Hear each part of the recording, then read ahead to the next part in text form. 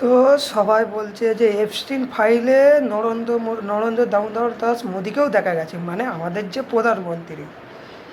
আজকে ব্যাপারটা হচ্ছে যে নরেন্দ্র দামোদর দাস মোদি আমাদের প্রধানমন্ত্রী কত বছর আছে? 10-15 বছর, 15 বছর আছে। 2014 দিয়ে ওই আমি এক ধরে নিলাম 10 বছর। তার আগে সে 3বার গুজরাটের মুখ্যমন্ত্রী ছিল। আর এপস্টিন ফাইলে যে ওর ভিডিও দেখাচ্ছে, তো সেইটা হচ্ছে 1962 সালের। ঠিক আছে, মানে তখন মোদিকে কেউ চিনতো না। তো তখন কি করে গেল মোদি এপস্টিন ফাইলের ইয়েতে? মানে দেখাতে পারলে আমরাও দেখাতে পারবো।